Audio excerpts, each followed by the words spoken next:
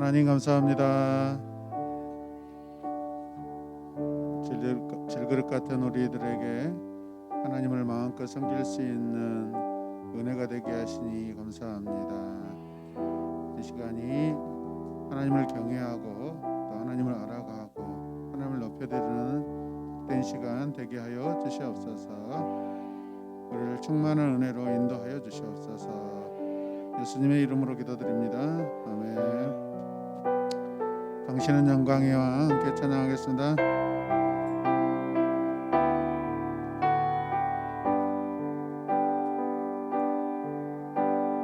당신은 영광의 왕, 당신은 평강의 왕,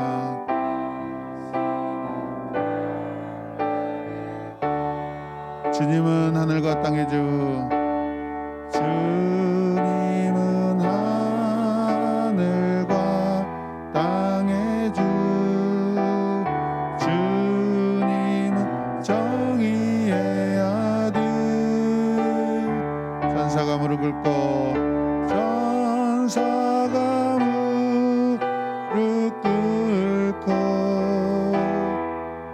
예배하며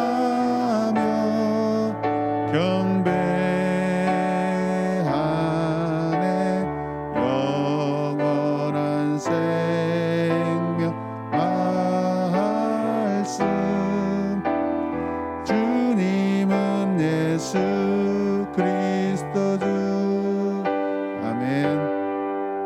호산나 다윗의 자손, 호산나 호산나 올라와 주의 왕. 높은 하늘에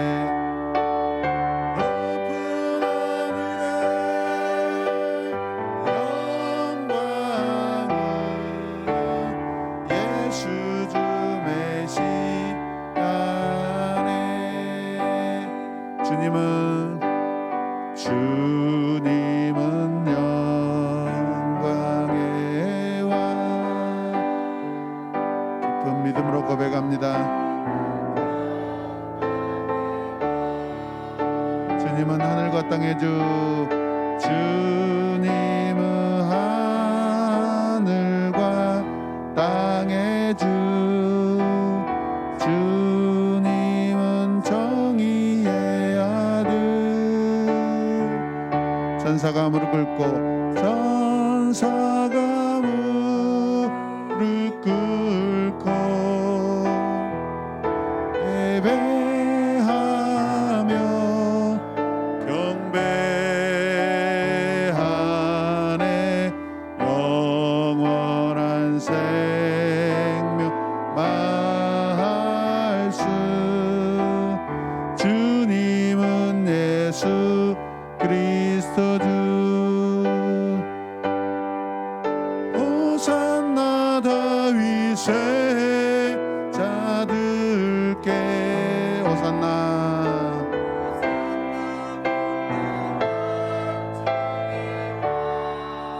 높은 하늘에 높은 하늘에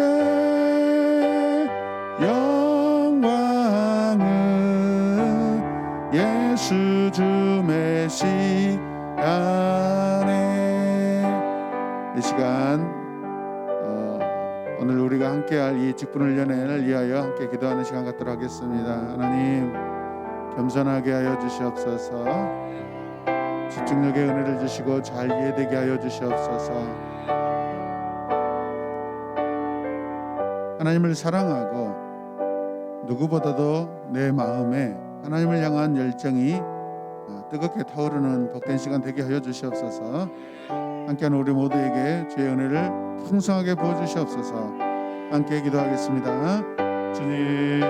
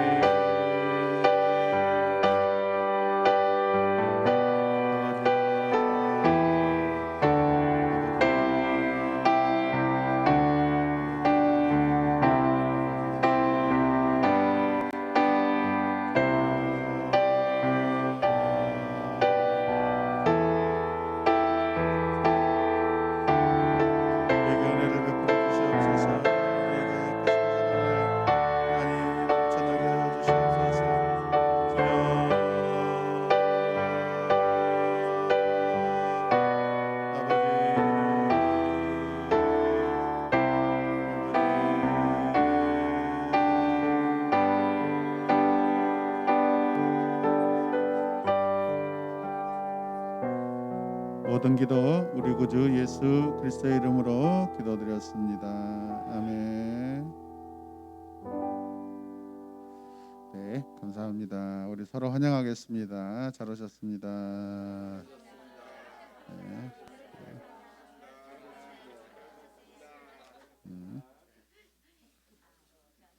네, 감사합니다.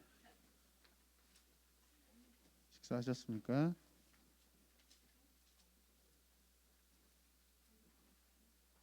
우리가 어디 할 차례죠?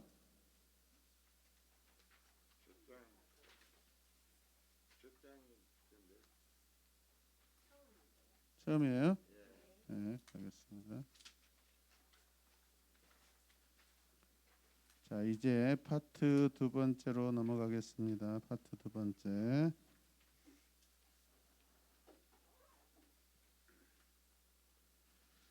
자, 파트 2의 큰 주제가 뭡니까? 도끼의 날, 기술과 역량. 네.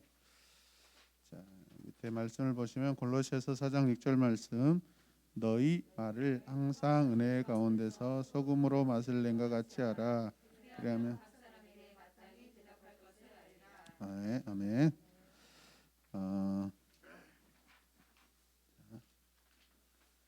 자, 뒤로 넘어가셔서 도끼의 날은 날카로워야 한다. 항상 날을 잘 세워야 도끼의 기능을 제대로 발휘할 수 있기 때문이다. 자, 링컨은 뭐라겠어요? 장작을 패는 데 쓸 수 있는 시간이 8시간이라면 나는 그중 6시간을 도끼의 날을 세우는 데 쓸 것이다 라고 말했다. 흔히들 우리가 공구가 일 절반을 한다라고 그런 이야기 합니다. 그렇습니다, 여러분. 어떤 현장에서든지 장비가 거의 일을 절반 이상을 합니다. 특히 요즘 더 그러죠. 그만큼 날을 세우는 것이 중요하다는 말이다. 이처럼 중요한 도끼의 날은 직분자 훈련 과정에서 사역의 기술과 역량에 비유할 수 있다. 자, 직분을 맡은 자는 자신에게 주어진 직분을 잘 감당하기 위해 도끼의 날을 잘 갈아 놓아야 한다. 뭐 해야 한다고요? 도끼의 날을 잘 갈아 놓아야 한다. 최선을 다해 준비한 기술과 역량을 가지고 사역에 좋은 결과를 만들어내야 하는 것이다. 주님은 우리의 삶과 사역을 통해 몇 배? 그런 열매 맺기를 원하십니다. 그리고 언젠가 우리가 주님 앞에 서서 인생에 뭐 할까요? 결산을 할 때 우리는 그 결산을 통해 나타난 열매를 주님께 내어드려야 합니다. 그래서 우리가 이 땅에서 아무런 어떤 수고와 노력 없이 살 수는 없는 것이죠. 그래서 사역자는 자신이 맡은 사역에 최선을 다해야 한다. 우리가 맡은 사역이 어떻게 결정될까요? 우리가 가진 은사를 통해서 결정이 됩니다. 그래서 많은 교회들이 성도님들이 교회로 오시면 그 은사 개발 체크리스트를 이렇게 합니다. 그래서 어떤 분야 직업은 뭐이고 어떤 쪽에 관심이 있고 무엇을 이렇게 잘 하시는가라고 그분의 어떤 것들을 이력들을 다 이렇게 잘 수집해서 교회에 필요한 어떤 부서에 사역에 이렇게 배치를 해가지고 그 열매가 잘 드러나도록 이렇게 하는 것이죠. 자, 그저 그런 평범한 사역을 해서는 안 된다. 어떤 사역을 해서는 안 된다고요? 그저 그런 평범한 사역을 해서는 안 된다. 아인슈타인의 말처럼 평범함이 탁월성의 발목을 잡는 일이 생기면 안 된다는 것이다. 여기서 평범이란 말은 높은 산을 올라가다가 산 중턱에 머물러 서서 뭐 하면 된다? 이만하면 됐다. 같이 고백하세요. 이만하면 됐다. 자, 이런 소리를 하면 된다, 안 된다? 이만하면 됐다라는 소리를 해서는 안 된다라는 것이죠. 그래서 스스로 만족하며 산 정상에 대한 비전을 포기해 버리는 것을 뜻한다. 그래서 원래 우리가 기본적으로 잘 알다시피 우리가 어떤 사람이 어떤 일을 이루었다 했을 때 비유하는 거죠. 산 정상에 올라갔다. 그분은 정상에 섰다라는 그런 표현을 하는 것이 그만큼 산 꼭대기를 이렇게 정복하는 것이 쉽지 않다라는 것이죠. 네, 보통 사람들은 올라가다 힘들면 아이고 이만하면 됐다 이제 그만 돌아가자. 우리 부부도 이렇게 가끔 그런 경우들이 많거든요. 산책하다가 조금 올라가려다가 또 힘들면 아이고 여기까지 갑시다. 그런 이건 평범한 사람들, 평범한 그런 상황을 말하는 것이죠. 자, 그러나 기억해야 할 것은 우리 안에는 하나님께서 주신 뭐가 있다? 탁월함이 잠재되어 있다라는 것이죠. 만약 말씀을 전하는 사역자라면 말씀을 제대로 전해야 한다. 변함이 없는 하나님의 말씀을 가지고 사람을 세우는 사역을 감당하려면 말씀의 날을 날카롭게 세워야 한다 하는 것이다. 즉 말씀에 뭐가 되어야 한다? 달인이 되어야 한다. 교사도 마찬가지입니다. 주일학교 교사도 교사로서의 달인이 되어야 돼요. 달인이. 그래서 거기에 보면 표피적인 내용만을 가르쳐서는 안 되고 표피적인 내용이 무슨 뜻일까요? 거달기, 거달기. 모양만 내는 거, 흉내만 내는 거예요. 안 된다라는 거. 자, 아이들하고 사랑하려면 제대로 사랑해야 되고 기도하려면 제대로 기도해야 되고 뭘 사주려면 제대로 해야 되고 그 학생이 나를 온전히 신뢰할 수 있도록 해야 한다는 것이죠. 그러면 더 이상 어떤 일들이 진행되지 않아요.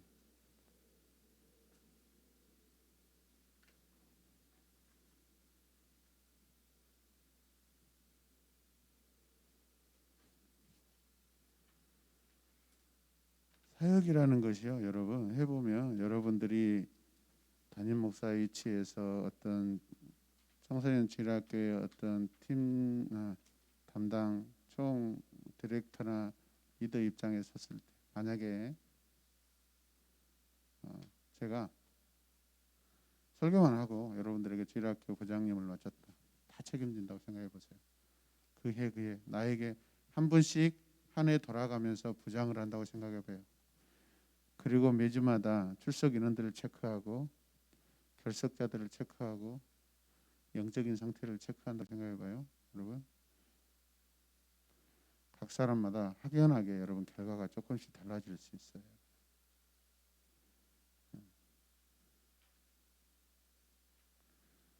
무엇이든지 공부도 마찬가지죠.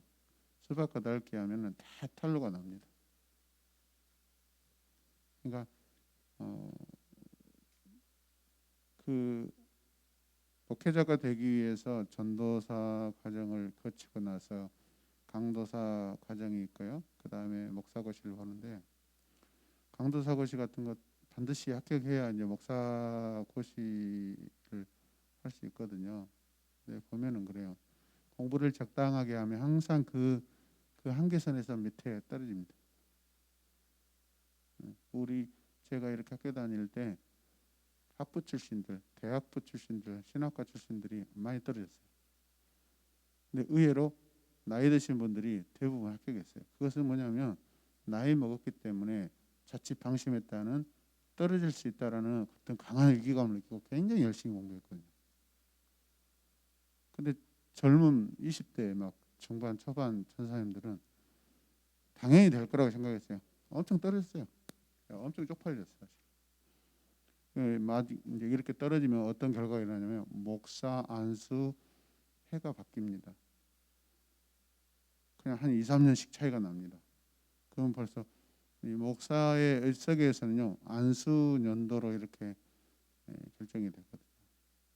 딱 보면 이렇게 회의록이나 어떤 명부에 보면 몇 년도 같은 신학교를 다녔는데도 벌써 이렇게 안수 차이가 나면은 이게 되게 그런 게 있어요, 여러분.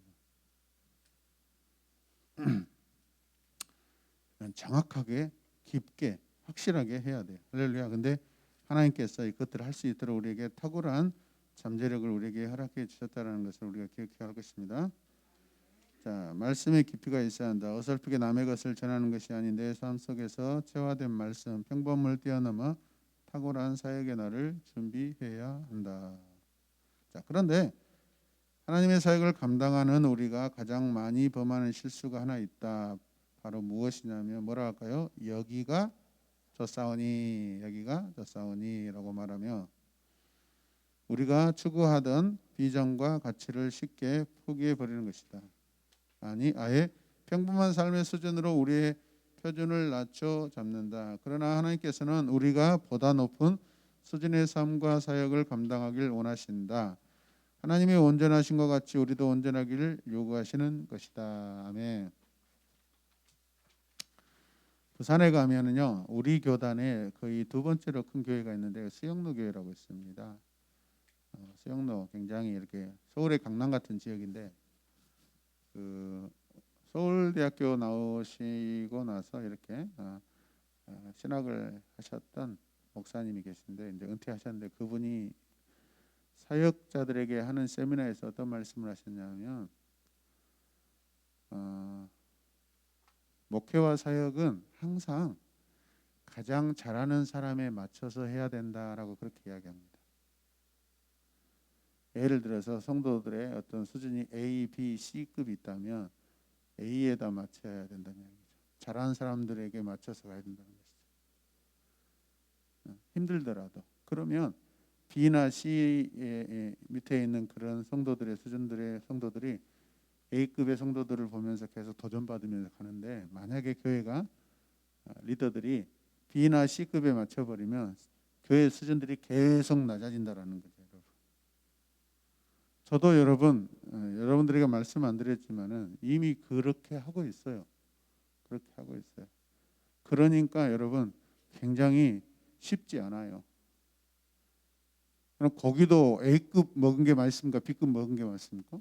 A급이죠. 당연하죠. 우리 본능적으로 A급 그러잖아요. 누가 막 이렇게 막 하루 지나고 막 너덜너덜하고 썩어져 가는 거 시커멓게 변해돼 가는 그런 걸 먹으려고 누가 해요. 예. 근데 먹는 것에만 A급 하지 말고 신앙생활도 동일하게 A급으로 가셔야 된다는 이야기예요. 아니죠? 예. 예. 그게 우리 삶의 일치죠. 신앙의 일치, 삶의 일치예요. 어떤 것은 먹는 것은 A급, 신앙생활은 C급. 이 정도면 괜찮지. 이만하면 됐지. 여기가 좋사오니 그렇게 해서는 안 된다는 거예요.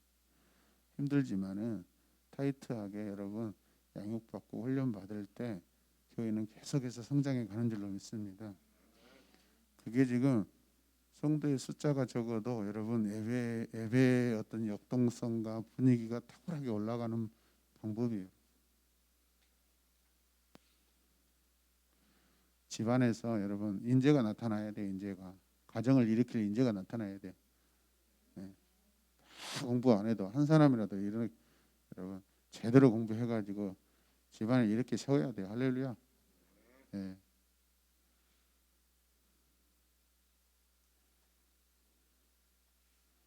주일날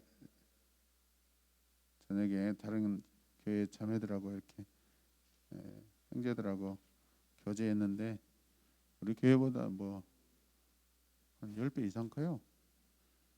근데 우리 교회 이 전체 찬양 사역이죠. 청소년 전체 찬양 사역. 어른들도 마찬가지고 하고 싶은데 되게 부러운데 잘 안 된다는 거예요. 근데 그거 하려면 어떻게 해야 돼요? 본인부터가 희생해야 돼요. 토요일 날 나와서 섬기고 그 자리에 있어야 되고 청소년들 관리해야 되고 이해되십니까? 우리 교회가 되게 쉽지 않는 교회입니다.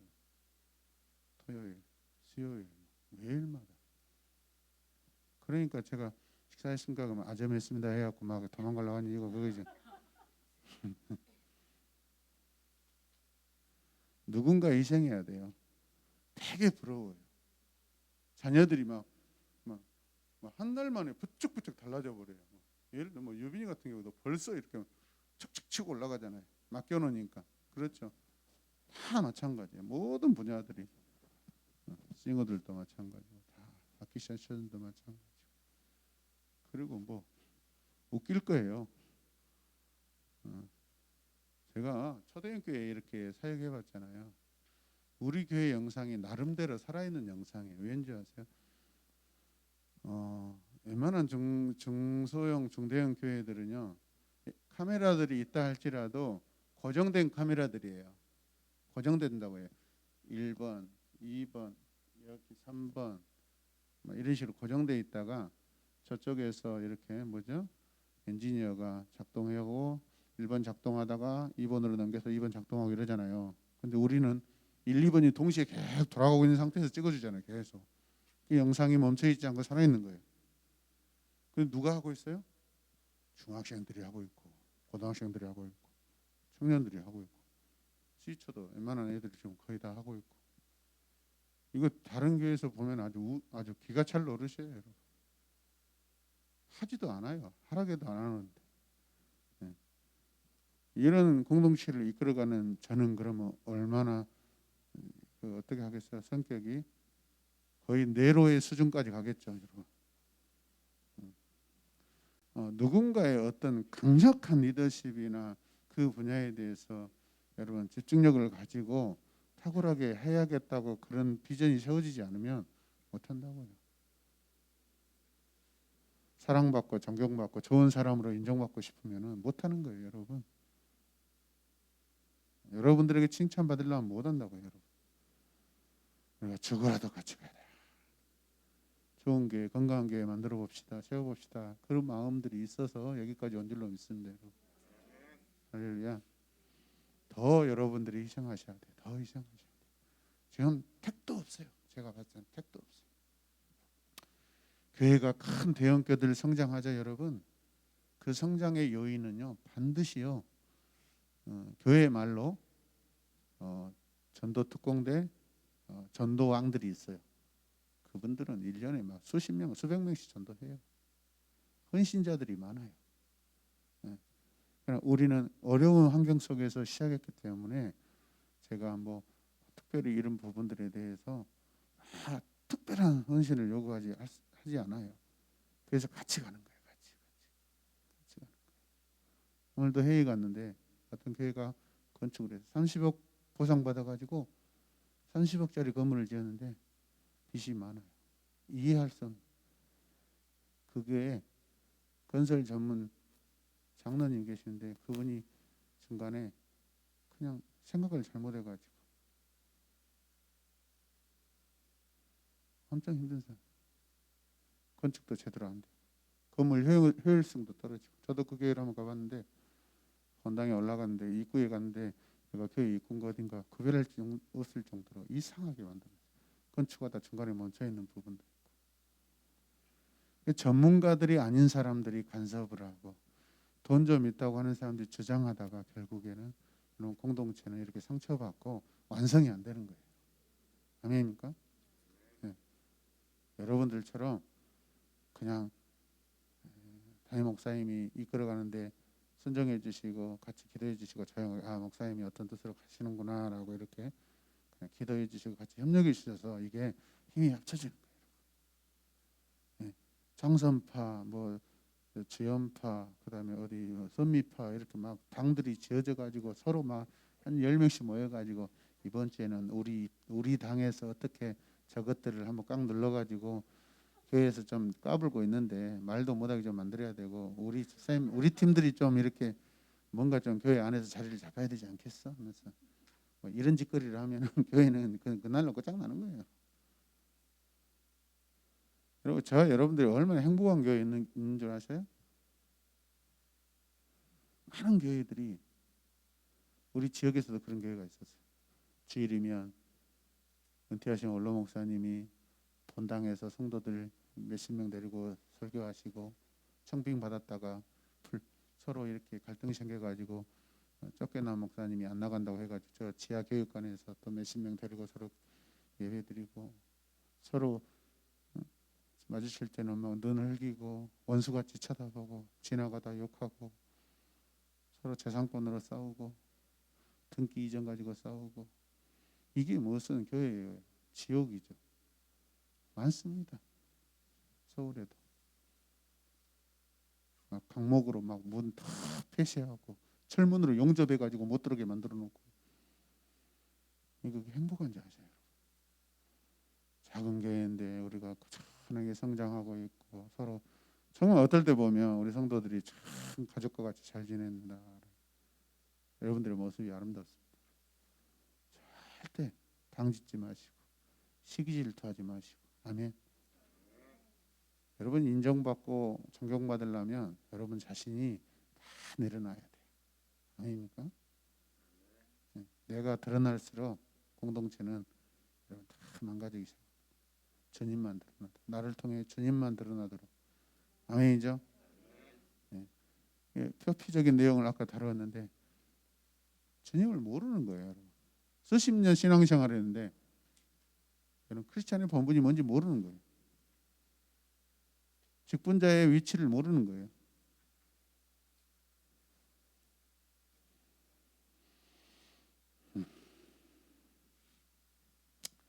자, 나머지 부분 읽어주세요. 자, 어디 읽어야 되죠? 오른쪽으로 넘어갈까요? 밑에 읽어보세요. 하나님의 온전하신 것 같이 우리도 온전하기를 요구하는 것이다. 하나님께서는 우리에게 높은 수준을 요구하셔요. 아멘입니까? 네, 어떤 수준으로 따졌을 때 하나님은 최고의 수준이시잖아요. 우리가 범접할 수 없는 그런 곳에 계시잖아요. 근데 그분이 가지고 있는 그런 탁월성을 자신의 아들인 우리들에게 주시길 원하실까요? 아니면 적당히 주고 적당히 선을 긋기 원하실까요? 네, 탁월하게 다 주시길 원하셔요. 아멘입니까? 그래서 여러분 시대마다 위대한 신앙의 인물들이 나타나는 거예요. 그런 분 한 사람 때문에 수십 명, 수백 명, 수천 명, 수만 명, 수십만 명이 여러분 하나님 앞에 돌아와서 회심하고 하나님 나라가 확장되는 줄로 믿습니다. 자, 그다음에 오른쪽 두 번째 보면 지금까지 한국교회는 여기가 좋사오니라는 것을 겸손의 미덕으로 생각해 왔다. 평범과 겸손, 탁월과 교만을 잘 구분하여 문항에 답하라. 자, 밑에 보세요. 좋은 것은 위대한 것의 적이다. 좋은 것은 위대한 것의 적이다.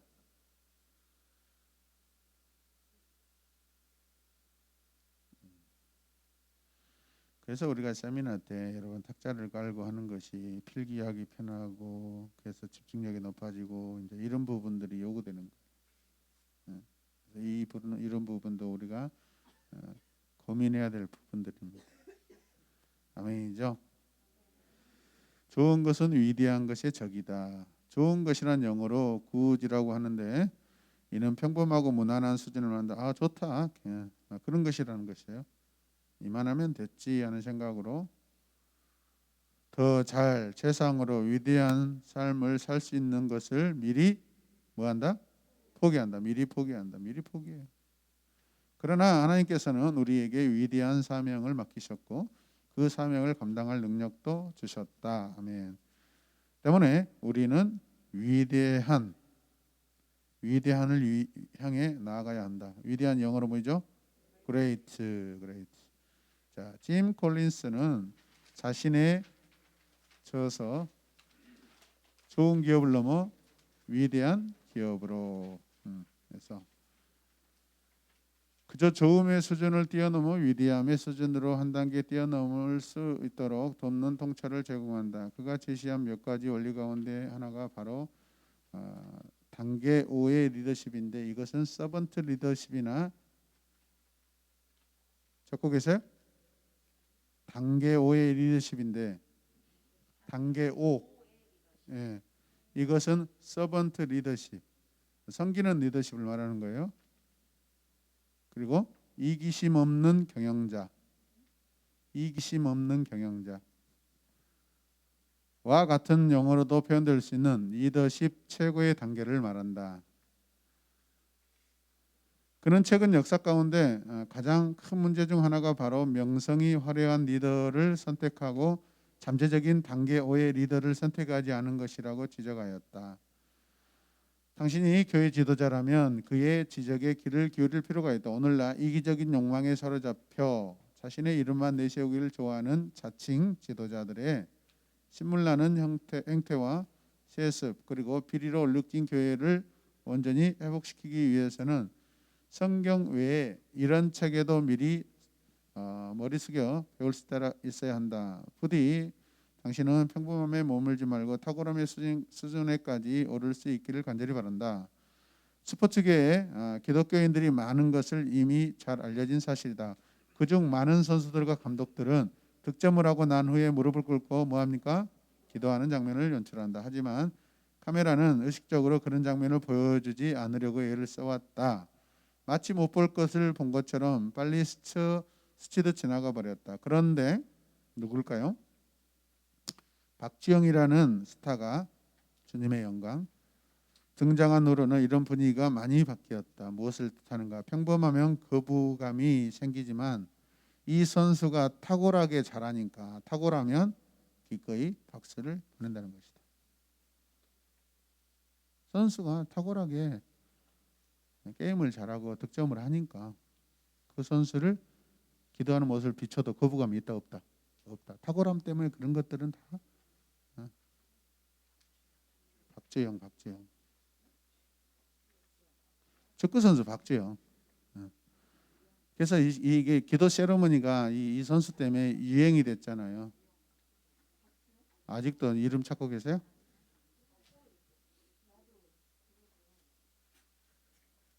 그래서 많은 선수들이 특히 요즘에 이거 세레머니를 잘하는 선수가 또 있어요. 전북 현대인가 김신욱 선수 키가 뭐 2m 가까이 된다. 뭐 여기도 엄청 신실한 것 같아요. 간증도 많이 하더라고요 보니까 골도 잘 넣고. 저는 최근에 이 강의를 준비하면서 삼성에 대해서 한번 생각해봤어요. 삼성전자가 이렇게 갑자기 몇 년 사이에 거의 세계 뭐 내놓으라는 수준의 지금 기업에 들어와 있잖아요. 뭐 지금 이번에 LG는 완전히 그 스마트폰 사업에서 이제 다 접고 거의 뭐 이제 독주가 일어날 수 있다라고 생각하지만 삼성이 어떻게 이렇게 잘할 수 있을까? 근데 보면은 제 개인적인 소견으로는 그렇습니다. 저는 서비스 센터에서 저는 승리했다고 생각해. 서비스 센터에서 어떤 제품을 사서 에이스가 발생되면은 그것을 책임지고 고쳐주잖아요. 그것을 굉장히 중요하게 여기고 무슨 말이냐? 제품이 왜 이렇게 발전하고 성장할 수 있는가라는 것은 사용자들이 사용하다가 문제점이 생기면 그것을 잘 고쳐주고 거기에서 모든 문제점을 계속 파악해가지고 그것을 그런 사항들을 집계해가지고 그룹 전체에서 그것들을 굉장히 신중하게 대처하는 것이죠. 예. 발생되는 문제들을 계속 없애다 보니까 좋은 제품이 나오게 된다라는 것이죠. 최근에 며칠 전에 이런 생각이 들어요. 그분들의 기업이 참 탁월하게 이렇게 전 세계적인 기업이 될 수 있는 것은 이런 부분도 있겠구나라고 영감이 오더라고요. 영감이. 우리 교회도 마찬가지입니다. 공동체 교회도. 여러분 예수님 사역이 왜 이렇게 탁월하죠? 병든 자 고쳐주시잖아요. 그렇죠? 배고픈 자 먹여주시잖아요. 눌린 자 귀신 쫓아내고 해방시켜 주시잖아요. 완전하게. 할렐루야. 예. 우리도 마찬가지입니다. 우리 새로운교도 마찬가지. 와서 불신자들이 이곳에서 신앙생활하면서 주님 영접하고 나이를 불문하고 아멘. 이 시간에도 연세가 있으셔도 여러분 그 나이를 뛰어넘고 이영정 집사님, 우리 장동희 집사님, 우리 최명희 집사님 이렇게 어르신들이 솔선수범해서 나와서 하신 이거는 기록적인 대단한 역사의 한 획을 그을 수 있는 스토리다고요, 여러분. 만약에 전찬희 집사님이 뺀질뺀질이 아니고 뭐 일 핑계로 안 나왔다. 그럼 어떻게 해요? 장인 영감이 어딘가 교회 안 온 거? 오늘 양육 있는데 할 말이 있겠어요? 없겠어요? 없어요. 굉장히 중요한 퍼펙트한 스토리들이에요. 이게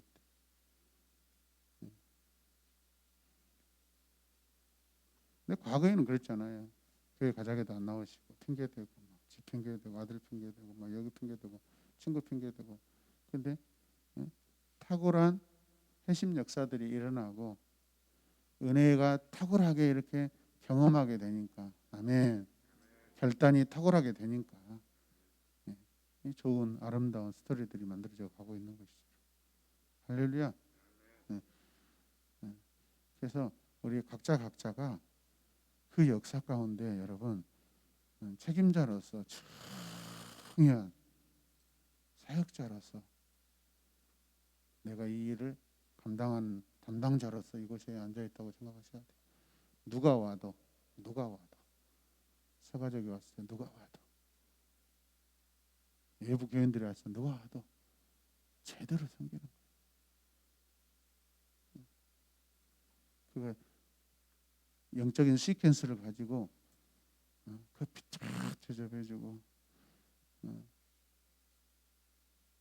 차 대접해주고 식사 대접해주고 영적인 어떤 코칭해주고 위로해주고 가정 문제 이렇게 상담해주고 해결해주고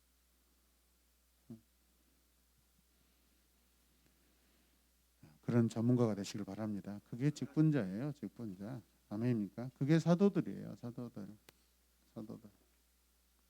자, 아무튼 보시죠. 주님으로부터 직분을 받은 자라면 반드시 자신이 맡은 일에 최선을 다해 최상의 결과를 주님께 올려드려야 한다. 이 장에서는 오늘날 교회 직분자들에게 요구되는 기술과 역량에 어떤 것들이 있는지 살펴보고자 한다. 그리고 이를 통해 우리 개개인의 역량이 좀 더 단단하게 다져지길 바란다. 성장하는 교회, 그 다음에 좋은 교회들, 건강한 교회입니다. 대부분 그런 교회 성도들은 자기 교회에 대해서 만족감이 높고 자랑합니다. 자부심을 갖습니다. 내가 다니는 게 자부심이 없고 만족감이 없다면 여러분 전도도 안 되고 교회가 여러분 알려질 수가 없는 것이죠. 우리 정은 사님은 새로운 교회에 대해서 어떤 자부심을 가지고 있습니까? 딱 누구 만났을 때. 음.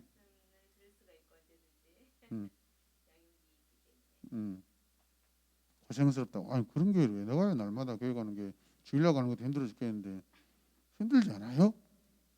제가 이렇게 물어봤습니다. 어떻게 대답하시죠? 그런데 다르게 생각하면 다른 방향에 생각하면 날마다 더 주님을 알아가고 신앙적인 성장할 수 있는 좋은 교회입니다.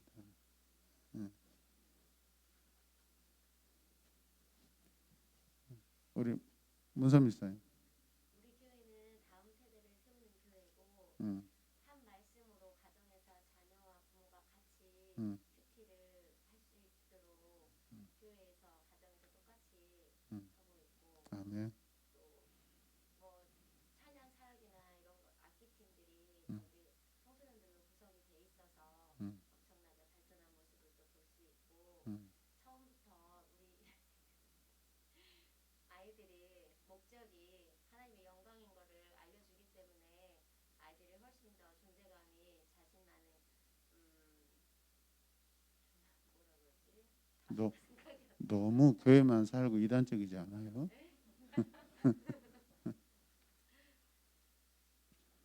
아이들 집에서 부모님 말씀 잘 들어요? 안 들을 때도 있지만 잘 들을 때도 많죠. 잘 들을 때 잘 말이 꼬인다. 평범 이상이라고 얘기하죠. 요즘 현재 세대 청소년들이 청소년들의 어떤 그런 것들을 봤을 때 우리 교회는 일반 청소년들보다 그 평범 이상입니다. 훨씬 더 평범 이상이라고 하죠. 자, 그 다음에 뒤로 넘어가겠습니다. 자, 기납적 성경 묵상의 원리. 자, 우리 한번 이쪽 팀 읽어주세요. 이쪽 줄. 시작.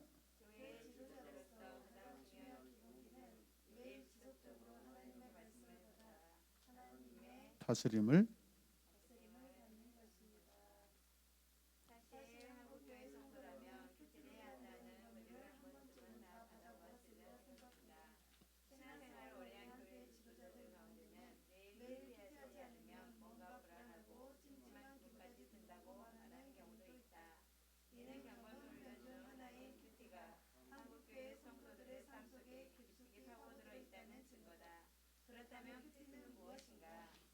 제가 아침마다 우리 묵상방들을 쭉 보면 유치팀들이 참 분위기가 좋은 것 같아요. 유치팀들이 특히 아침에요.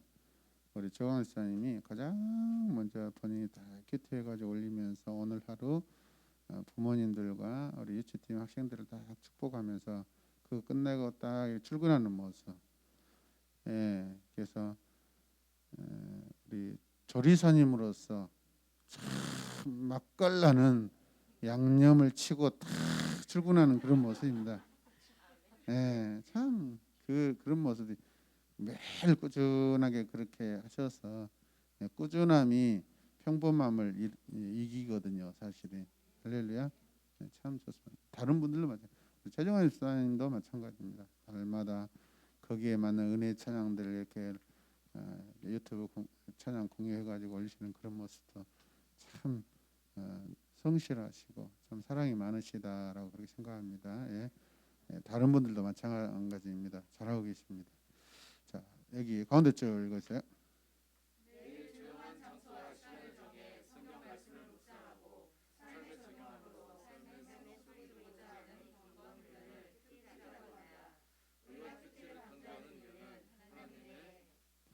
지혜와 총명이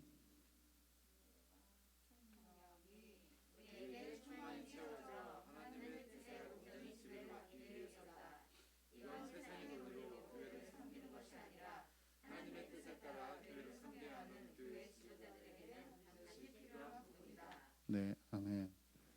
그냥 성도들끼리 모였을 때 내 개인적인 이야기 하지 마시고 항상 성경을 가지고 서로 이야기하시고 성경이 우리의 말거리, 기준거리, 결정거리.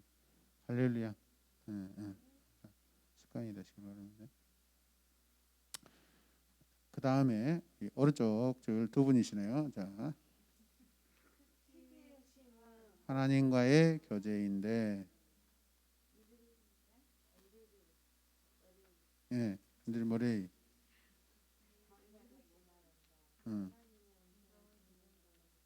말씀을 깊이 생각하고 연구하는 것 이상의 것이다.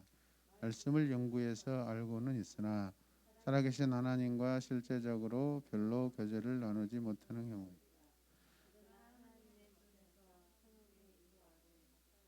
읽는 가운데 말씀이 하나님 자신으로부터 살아있는 능력으로 임하는 경우가 있다. 우리는 바로 아버지의 음성이며 하나님의 실제적이고 개인적인 교제이다. 마음에 들어와 축복과 능력을 가져다주며 하나님의 마음에 되미치는 살아있는 믿음의 반응을 불러일으키는 것은 하나님의 살아있는 음성이다. 아멘. 큐티의 핵심 뭐라고요? 하나님과의 교제. 성경 공부가 아니라 교제라는 것이죠. 하나님과 함께 살고 함께 교제하면 반드시 그 삶은 변화가 일어난 줄로 믿습니다. 자, 밑에 보면은 그런데 큐티할 때 우리가 반드시 조심해야 할 것이 있다. 성경 해석에 대한 바른 이해 없이는 자의적 해석을 불러일으킬 수 있다는 자의적 해석에다가 동그라미 쳐놓으세요. 내 개인적으로 성경을 해석한다는 거예요. 내 방법으로. 성경 해석의 원리를 익숙하지 못한 상태에서 성경 구절을 잘못대로 해석하여 실생활에 잘못 적용하고 심지어는 잘못된 교리를 따라가는 일이 있을 수 있다. 또한 성경 자체 혹은 성경 전체를 하나님의 말씀으로 보는 것이 아니라 자신의 삶에 직접적인 영향을 끼치는 말씀만을 하나님께서 나에게 주시는 말씀이라고 생각하여 그런 말씀만을 중요하게 생각하며 추구하는 경향이 생길 수 있다. 이런 현상은 경건 운동이 내포하고 있는 실존주의적 성향 때문이다. 경건 운동이. 자, 실존주의란 진리를 기록한 성경을 객관적으로 바르게 해석하지 않고 개인의 주관적 해석에서 찾으려고 하는 철학적 성향이다. 실존주의는 뭔 성향이라고요? 철학적 성향이다. 객관적 진리가 인간을 살리는 것이 아니라 주체성 내면이 진리다라고 설파한 실존주의 철학자 키에르케고르의 영향을 받은 것이다. 이들은 진리가 객관적일 수 없고 주관적이어야 한다고 말한다. 그래서 말씀을 읽는 사람이 영적인 감동을 받아 그 말씀을 받으면 그때 비로소 하나님의 말씀이 된다고 주장한다. 이렇게 말씀을 대하는 태도는 자신이 설정한 목적이나 기대에 따라 성경을 해석하기에 자기 만족과 현세적인 성공을 가져다주는 내용만을 하나님의 뜻이라고 생각하는 우를 범하게 된다. 하나님의 음성을 듣고 그 말씀에 순종하기 위한 순수한 목적을 가지고 말씀을 대하는 것이 아니라 성공에 대한 욕구를 가지고 큐티에 임하게 되어 말씀을 남용하기에 이른다.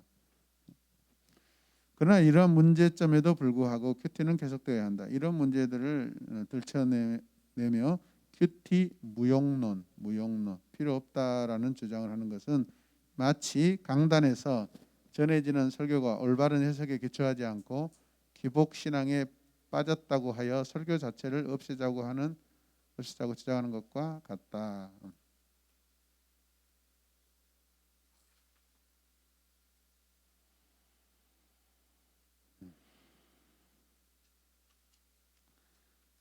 무슨 뜻인지 이해가 되시죠? 객관적 진리라는 것이 어떤 뜻일까요? 이 진리는 모든 사람에게 다 해당되는, 다 적용되는 진리라는 것이죠. 그 두 번째 패러그래프에서 이렇게 지적하고 있는 문제점이 무엇이냐면, 우리가 한 사람 한 사람이 성경을 읽다가 은혜가 되면 그것은 하나님의 말씀이고 은혜가 안 되면 하나님의 말씀이 아니라는 것입니다. 근데 말씀을 읽는 자가 받는 자가 그 심리적인 상태, 영적인 상태에 따라서 은혜도 받기도 하고 못 받고 하는 것이지, 하나님의 말씀 본래부터 처음부터 진리의 말씀이잖아요. 능력의 말씀, 살아있는 말씀이잖아요. 아멘. 지금 이 근간이 처음부터 흔들려 있는 것이죠. 우리는 그 어떤 사람도 하나님 말씀 앞에 올바로 세워지면, 올바로 서면 정직하게 진실하게 죄를 회개하는 마음으로 하나님의 말씀을 기도하는 마음을 읽으면 말씀을 읽다가 그 사람이 변화될 줄 믿습니다. 그게 하나님의 말씀의 능력이에요. 근데 그것을 인정 안 하고 말씀을 읽다가 감동이 되면 그게 그 사람에게 하나님의 말씀이 된다라는 그런 뜻이죠.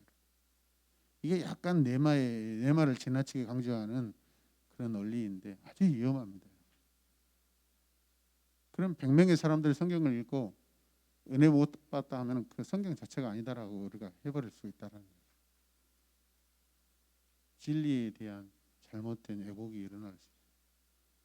이해되시죠? 네. 자, 그다음에 이 부분은 굳이 이렇게 제가 강의를 할 필요가 없겠다 생각합니다. 그래서 일단은 1단계까지는 B형 큐티까지는 우리가 한번 해보고요. 내용은 여러분들이 좀 읽어보면 될 것 같아요. 중요한 것만 이렇게 이야기하고 넘어가겠습니다. 56페이지 B형 큐티 내용 관찰 느낌, 이거 끝나고 큐티하고 이렇게 돌아가도록 하겠습니다. 밑에 보면은 A형 큐티의 느낌점을 적는 것과 발전 내용 관찰이 추가된 형태이다. B형이 자, 내용 관찰이란 성경의 본문이 전달하고 있는 사실을 찾아내 본문의 질거리와 요지를 정리하는 것을 말한다. 내용 관찰은 D형 큐티에서 하는 연구와 묵상을 위해 반드시 거쳐야 하는 과정이기도 하다. 그렇다면 내용 관찰은 어떻게 하는 건가? 내용 관찰은 본문이 무엇을 말하는가? 본문이 무엇을 말하는가? 기록자의 의도를 말하는 거죠. 하나님께서 이 말씀을 왜 기록하게 하셨을까? 본문이 무엇을 말하는가?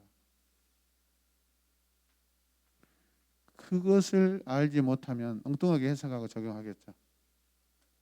오늘 정직에 대한 교훈인데 겸손에 대한 말씀으로 이해한다면 분명 괜찮은 말씀 같아요. 그런데 그냥 원래 저자의 의도하고 벗어나는 거. 그 다음에 뒤에 넘어가 2단계 구체적으로 관찰하는 단계. 거기 보면 내용보다 심도 있게 분석하는 단계다. 그래서 육하 원칙에 적용을 하라고 그러죠. 육하 원칙은 저 밑에 가면 뭐냐면 6가지 미끼라고 적었어요. 6가지 미끼. 두 번째, 주어를 파악하고 동사에 집중하라. 주어를 파악하고 동사에 집중하라. 히브리어에서 가장 중요한 것이 무엇이냐면 주어하고 동사입니다. 그래서 동사가 앞에 나왔냐 뒤에 나왔냐에 따라서 그 문장의 의도가 결정됩니다. 동사가 앞에 나왔다라는 것은 그것을 행하라는 것이 굉장히 중요하게 여기겠죠, 여러분. 그렇지 않겠어요? 할렐루야. 그 다음에 주어가 누구냐, 사람이냐 아니면 하나님이냐에 따라서 또 본문의 해석이 중요하게 여러분 결정되겠죠. 그래서 히브리어와 헬라어로 기록된 성경은 동사가 발달되어 있다라는 것이죠. 그래서 동사를 찾아내는 것. 그래서 그런 성경이 있어요. 구문 성경이라고 있고 또 그 성경이 뭐냐? 성경을 이렇게 동사가 주체가 되어 가지고 성경을 이렇게 나열해 놓은 성경이 있어요, 여러분. 그래서 우리가 지금 마태복음 28장 말씀 지금 보고 있는데 가다, 제자 삼다, 세례를 주다, 가르치다, 지키게 하다 동사가 몇 개요? 하나, 둘, 셋, 넷, 5개겠죠. 그러면 이 동사가 핵심들이라는 것이죠. 반드시 제자에게는 이 동사적인 행위가 필요하다라는 것이죠. 이해되시죠? 반드시 해야 된다라는 것이죠.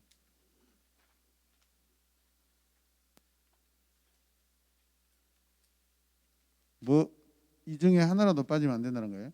그 다음에 3번 접속사에 유의하라. 접속사.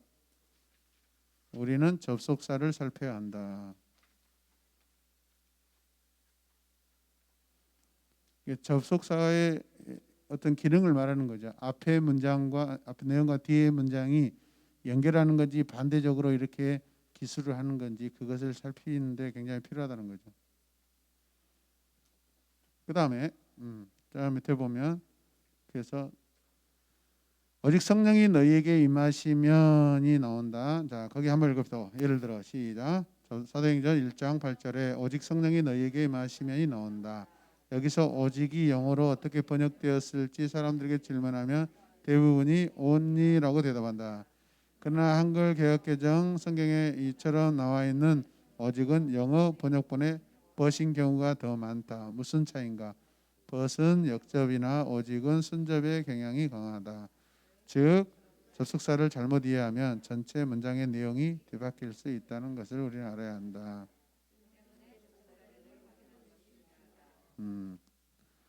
자, 그러나 성령이 너희에게 임하시면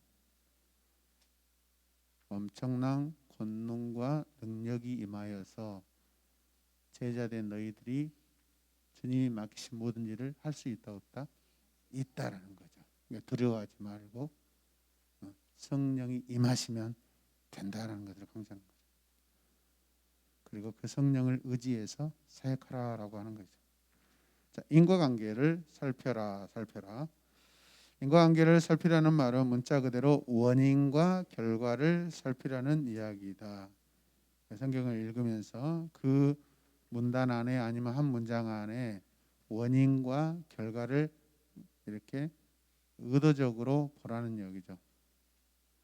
어떤 이유에서 누가 어떤 죄를 짓고 어떤 행위로서 어떻게 하나님 앞에 칭찬받든지 사람들에게 인정을 받든지 원인과 결과를 이렇게 살피라는 것이죠. 그 다음에 쭉 넘어가겠습니다. 빈칸만 채울게요. 자, 59페이지 시형 큐티로 넘어가겠습니다. 결단과 적용은 성경을 통해 깨닫게 된 교훈을 나의 뭐일까요? 삶에 실천하는 것이다.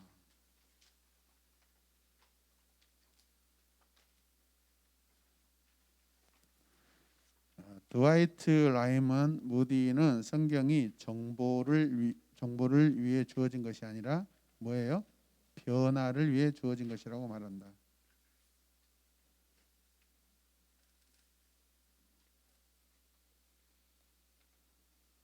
하워드 앤드릭스 성경학자가 이렇게 말합니다. 성경 공부의 궁극적 목적은 내가 성경을 가지고 무엇을 하는 것이 아니라 성경으로 하여금 나에게 무엇을 하도록 하는 것에 있다. 그렇게 함으로써 성경의 진리가 우리가 살아가는 삶 속에서 눈에 띄게 될 것이다. 그 다음에 결단은 태도의 변화를 말하고 적용은 뭘까요? 행동의 변화를 말한다. 굉장히 중요한 말 같아요. 결단은 우리 생각 태도의 변화를 말하고 적용은 행동이다라는 거죠. 실천이죠. 그 밑에 보면은 적용입니다. 적용이란 결단한 목표를 실천하기 위해 계획을 세우고 행동으로 옮기는 과정을 말한다. 그 다음에 C형 키트에서 넘어가고 D형 키트로 가겠습니다.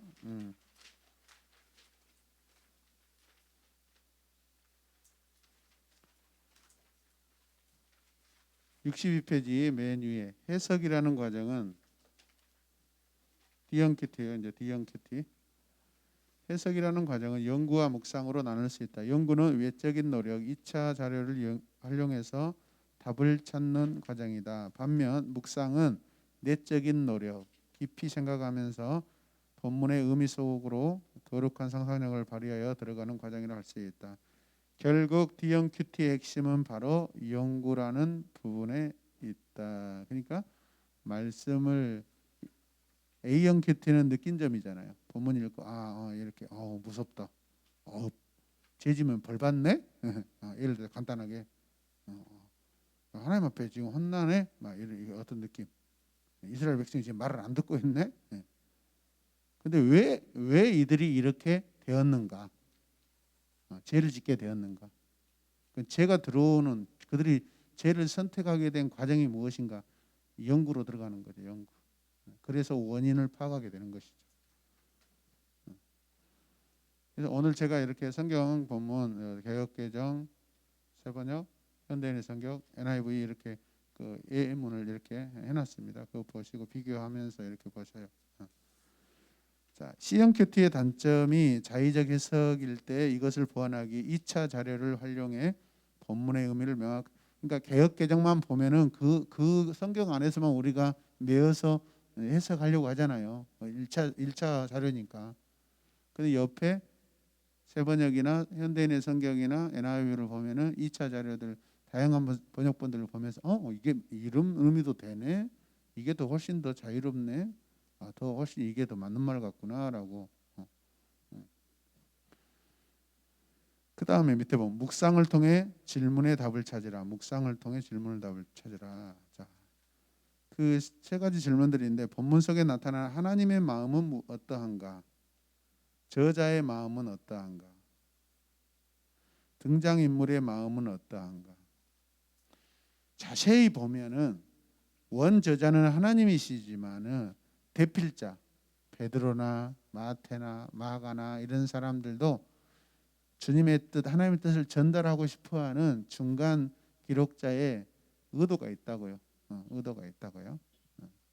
그런 의도들, 그 사람들이 전하고자 하는 마음들. 지금 성경 기록자들이 막 감정적인 표현을 하잖아요. 공간적인 것들에 대해서 막 표현할 때 예수님께서 뭐죠? 배에 오르셨는데 막 광풍이 일어나 가지고 배가 흔들리고 제자들이 무서워서 벌떡벌떡 막 이렇게 막 숨지고 있을 때 그런 상황들. 그 상황에서 뭐가 필요할까? 지금 제자들의 마음의 상태는 어떤가? 반면 예수님의 그 같은 배에 타 있지만은 예수님의 마음은 어떨까? 예수님은 잠자고 계셔. 왜 잠잘 수 있을까? 어떻게 하면 잠잘 수 있이 상황에서? 그 상황들에 대해서 컨트롤할 수 있기 때문에. 어떻게 컨트롤할 수 있을까? 그분은 창조주시기 때문에 잠을 잘 수, 이 풍랑 속에서 잠을 잘 수 있는 분이에요. 계속해서 질문을 통해서 묵상으로 들어가서 이 상황을 우리가 더 잘 이해할 수 있게 된다라는 것이죠. 할렐루야. 그럼 제자들은 왜 무서워서 떨고 있을까? 주님을 잘 모르죠. 그것이죠. 주님에 대한 말씀을 계속 하신 말씀을 믿었다 안 믿었다? 안 믿고 있는 거, 신뢰하지 못하고 있는 것이죠. 그렇다면 우리는 지금 이 말씀을 통해 오늘 나는 내가 이 상황 가운데 있었다면 나는 어떻게 느꼈을까? 어떤 상황일까? 주님의 입장인가? 제자들의 입장인가?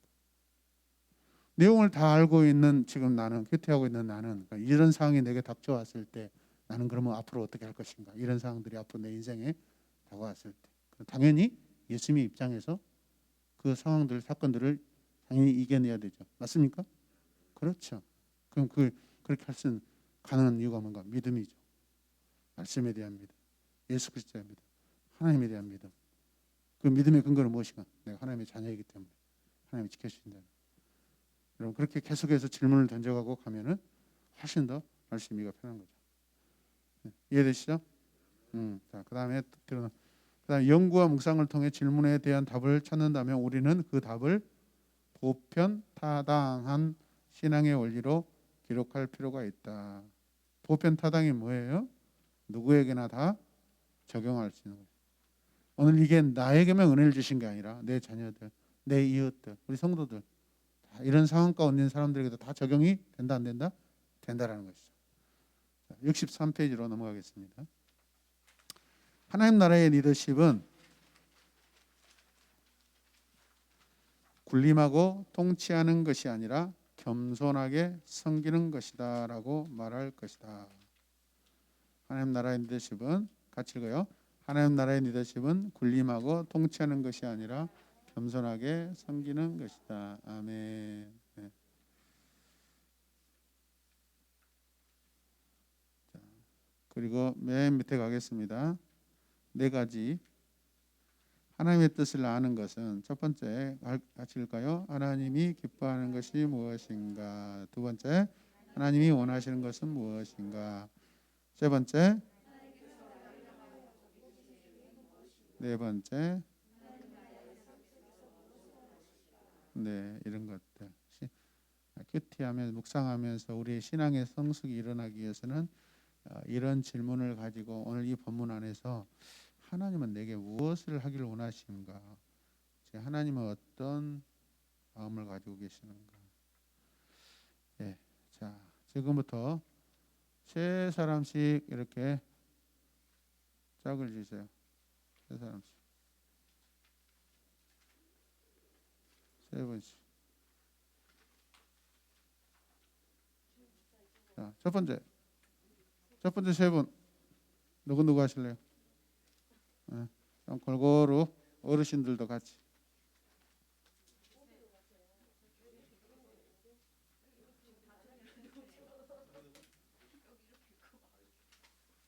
자, 안 그러면 이렇게 할까요? 팀별로 할까요? 그냥 편하게 팀별로 할까요? 팀별로? 네. 팀별로 할까요? 아니면 그냥 새롭게 할까요? 네, 팀별로 할까요? 하여튼 익숙한 것이 좋죠. 네, 오늘까지만 익숙하고 다음부터는 힘들게. 자, 우리 여기 이숙현 간사님 팀은 A형은 다 하시고요. A형은 의무적으로 개인적으로 다 하시고 느낌적 B형 큐티 하셔요. 그 다음에 은선이 간사님 팀 C형, 김봉신 간사님 팀이 제일 수준이 높으니까 D형 큐티를 하셔요. 지금부터 어떻게 해서 그래가지고 다음 주에 발표해 주십니다. 그러니까 잘 하셔야 돼요. 다음 주에 오늘 하는 것들을 발표해 가지고 여러분들이 그 빈 공간에 적읍니다. 그러니까 웬만하면 정답이 나와요. 그게 큐티를 하셔야 돼요. 아시겠죠? 자, A형 가셔서 A형은 의무적으로 빨리 개인적으로 다 하시고 그 다음에 여기 B형, C형, D형 큐티. 점점 난이도가 올라갔습니다. 자, 저 뒤에 탁자에 가서도 하시고, 저기 앞에 가서도 하시고, 중간 탁자에 가서 하시고 다. 팀별로 앉으면 되겠다. 저기 가서 다 앉아서 편하게. 자, 강의는 이것으로 마치겠습니다. 할렐루야, 박수. 감사합니다.